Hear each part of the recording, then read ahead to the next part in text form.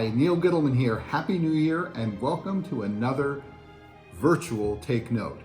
The good news is it's time for our third Masterworks series concert of the season, East Meets West. The bad news is we still think the best thing is to do Take Note virtually instead of in person.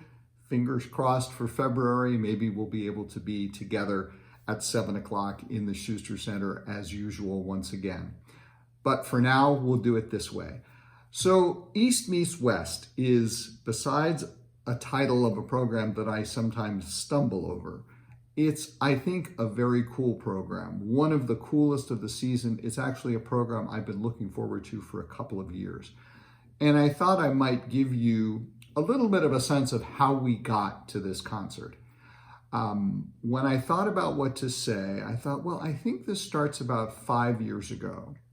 And Lisa always tells me, if you think it was 5 years ago, it was probably 10.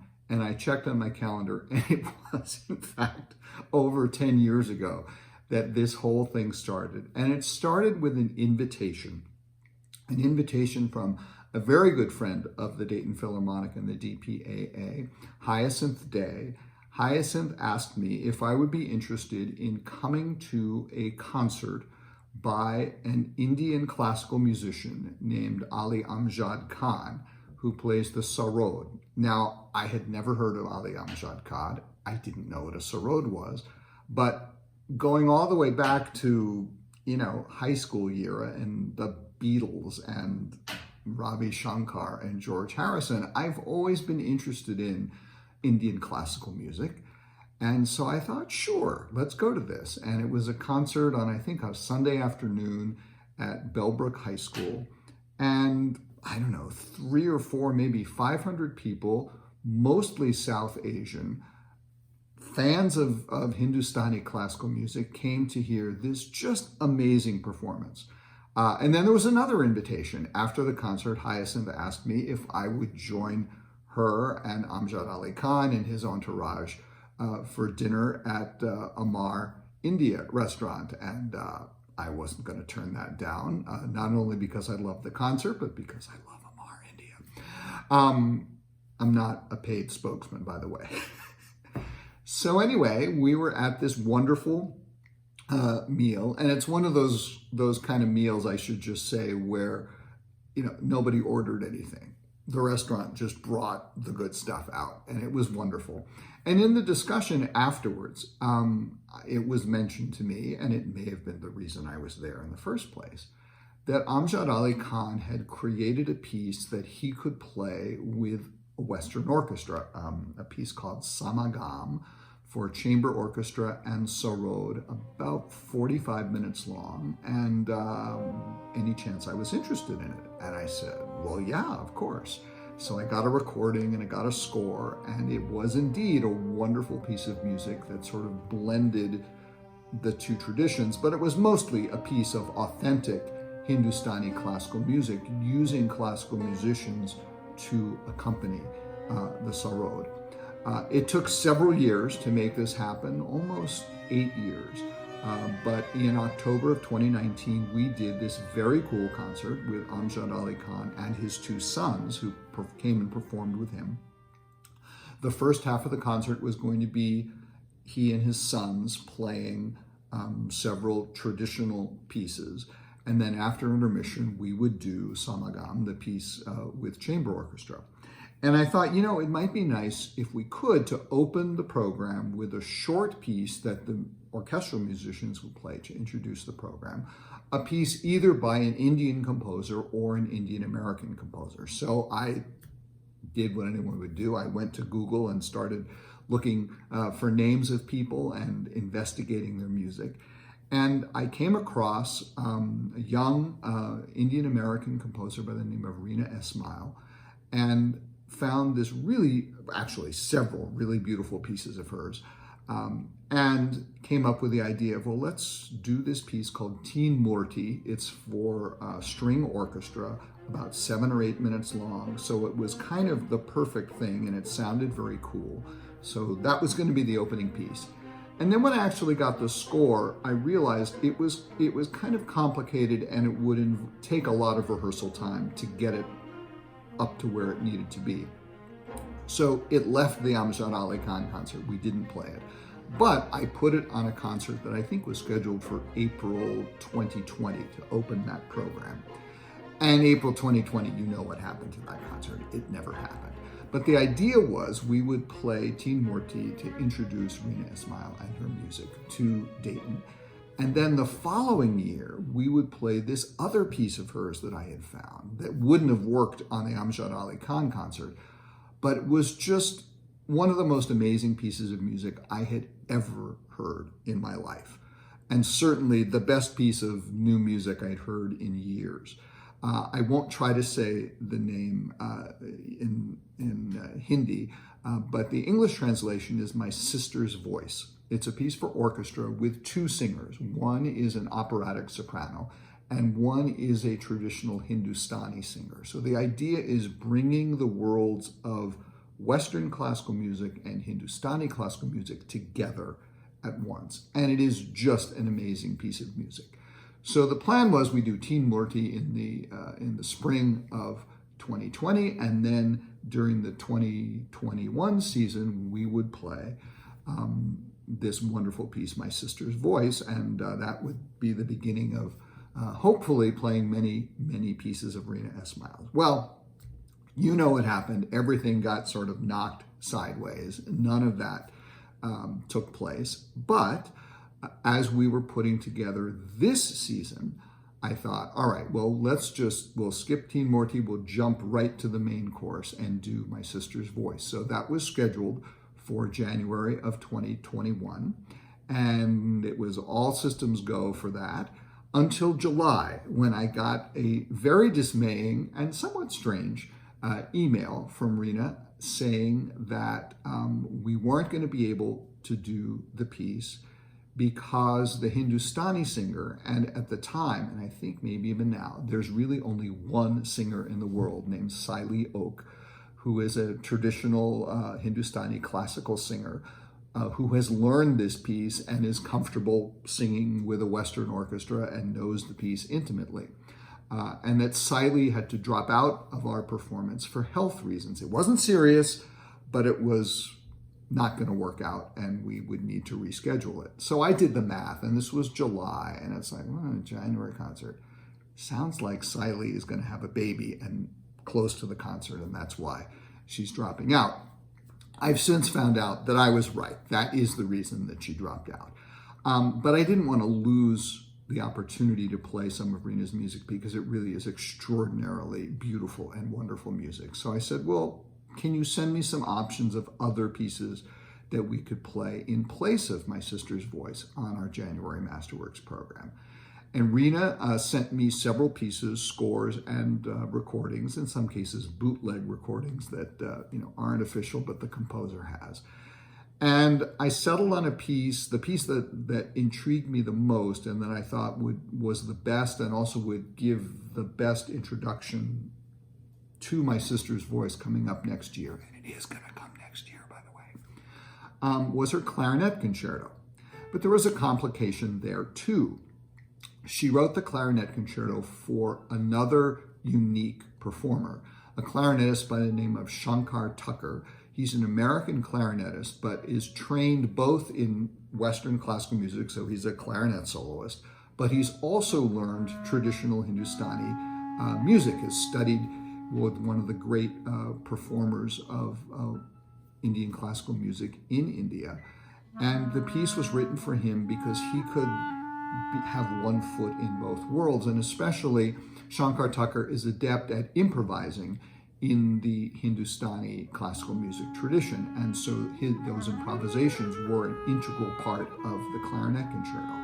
Well, there's only one person, as it was with My Sister's Voice, there was only one person, Shankar Tucker, who plays this piece. And I said, well, okay, we can try to get him. And she said, well, actually, Shankar is involved in all kinds of things.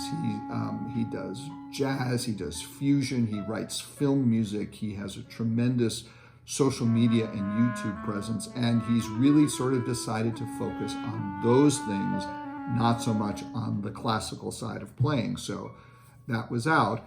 And I said, well, is there any way we could make it so that the piece was playable by Western trained clarinetists? And I was thinking of John Kurokawa, our principal, who's a wonderful player and a wonderful soloist and hadn't soloed with the orchestra in quite some time.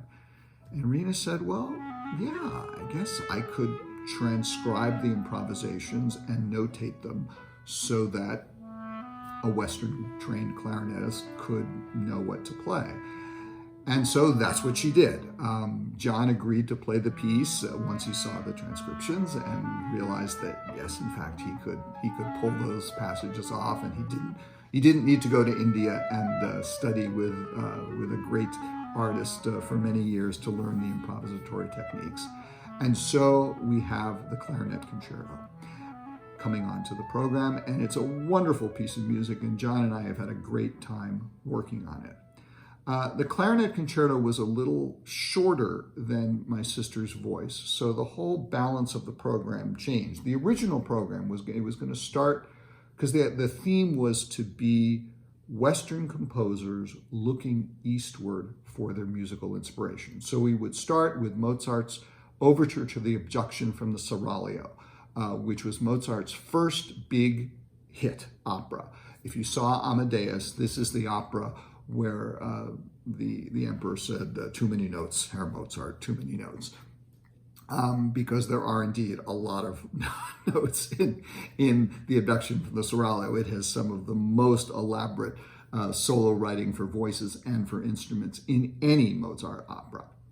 But it's a wonderful overture, and it has in it, because the opera is set in Turkey, it has what's called, at the time, Turkish percussion instruments, triangle, cymbals, and bass drum. And Turkish themes were popular in Vienna at Mozart's time because Vienna had twice in previous centuries been under siege from the Turkish army, and twice had been saved from the siege. And in each case, one of the most frightening things was to hear the sound of the Turkish military bands playing outside the gates of the city while the city was under siege, and the wild and crazy sound of their instruments, and especially the percussion instruments, triangle, cymbals, and bass drum.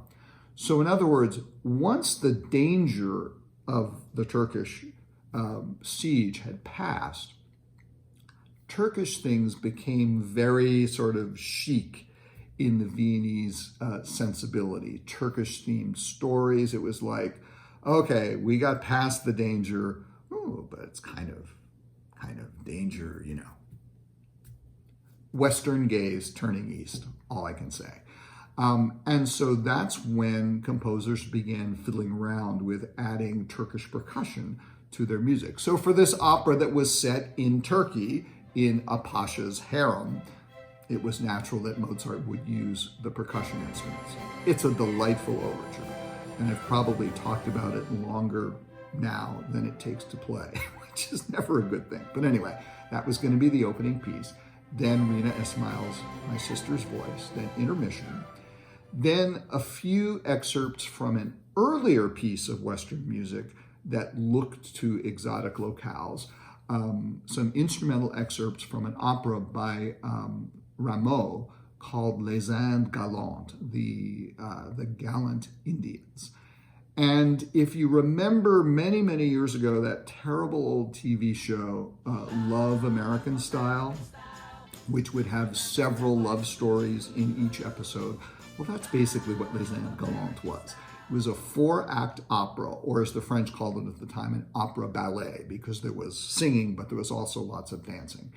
And each of the 4 acts was set in a different exotic locale. Off the top of my head, I don't remember. I think one was in Persia, one was in Peru, one was maybe in the Far East, and the 4th act, the most exotic act of all, was in the Americas.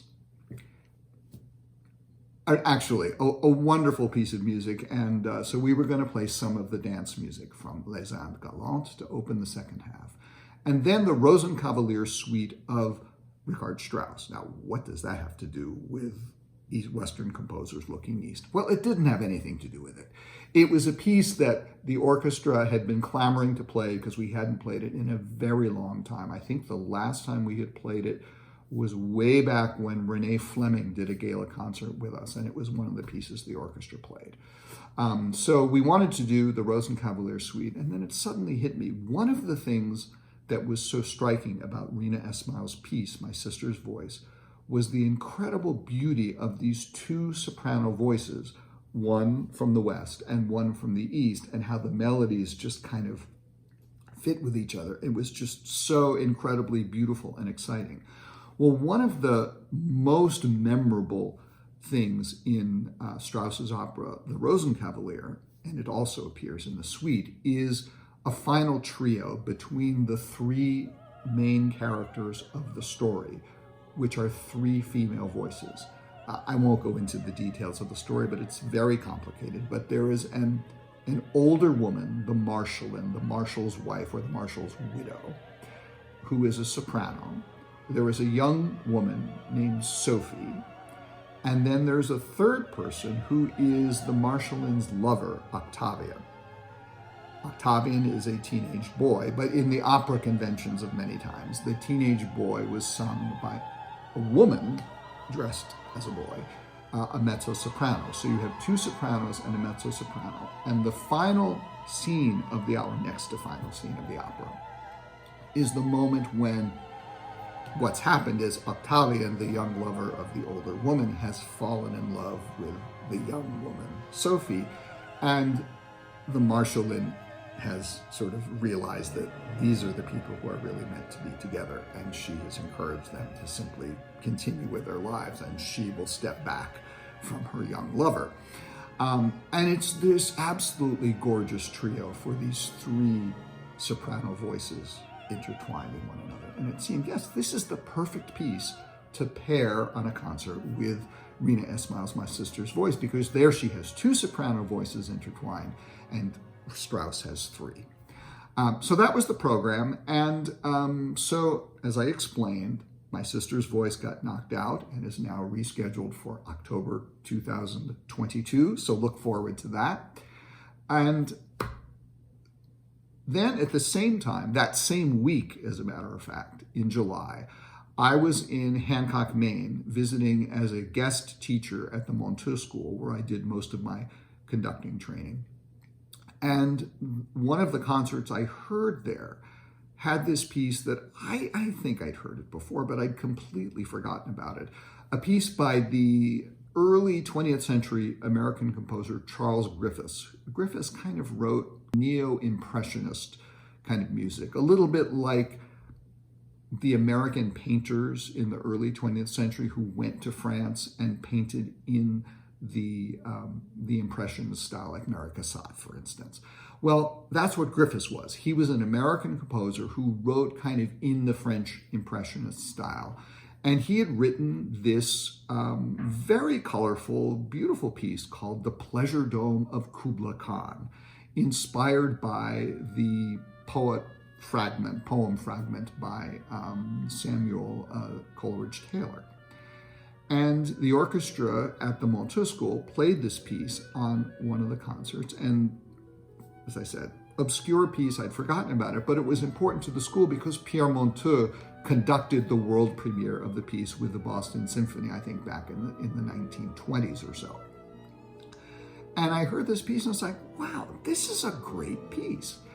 And because the Rina Esmail Clarinet Concerto was a little bit shorter, a decent amount shorter than My Sister's Voice, the program was a little bit out of balance. And I thought, hey, Pleasure Dome of Kubla Khan would be a great opener, then the Clarinet Concerto, and then let's get rid of the Rameau piece and then just have the two Viennese pieces, the Mozart Abduction from the Seraglio Overture and the Rosenkavalier Suite on the program. And so that's the program that we have, a kind of shaggy dog story, but that explains why it's there. Now, of course, since we don't have the intertwining soprano voices of My Sister's Voice, the Rosenkavalier kind of doesn't exactly fit the theme, but it's a beautiful piece of music. It's also an interesting story. So there are, that I know of, 4 different ways that Strauss's Rosenkavalier music is out there. One of them is the original opera, which is incredibly beautiful and just a wonderful, wonderful piece. And it has a very large cast. It's probably just too big for Dayton Opera to ever undertake, but it would be lovely to do sometime because it is just one of the truly great operas. There's also a suite of waltzes that someone put together, taking a bunch of the waltz tunes that are in Rosenkavalier and weaving it into a suite. It's not that good, and I think Strauss didn't like it. There's a third version of Rosenkavalier that I actually would love to do sometime. I played in it when I was in college in the Yale Symphony, and it's the craziest thing you'll ever hear of. It's a silent movie. Think about that for a second. A silent movie of an opera. What happened was somebody proposed this idea to Strauss, and Strauss thought, well, why not? This movie maker wants to make a movie of their Rosenkavalier. And basically Strauss adapted the score. He cut it down somewhat, left out about half hour's worth of music. But he created basically a film score. It's the orchestra playing the music of Rosenkavalier, and then it goes along with the movie. There is no singing, of course, so it's a completely different twist. But it's very cool in its own sort of way. And one of the most interesting things is that the opera begins and the suite begins with the Marschallin and Octavian in bed together. The curtain goes up after all the action has happened, but you hear the action in the music. And we're all used to, in the opera house, we see a soprano with her young lover, who we all know is a woman dressed up as a man. In the silent movie, it's a really cute-looking teenager who she's having this affair with. Now, yes, that's a little creepy by contemporary standards, but at least, it was like, oh, yes, you can sort of see how the Marschallin could fall legitimately for this handsome young man. Anyway, a digression there on the silent movie. But Strauss did this whole silent movie version, and what happened right after it had its premiere was talking pictures came into being.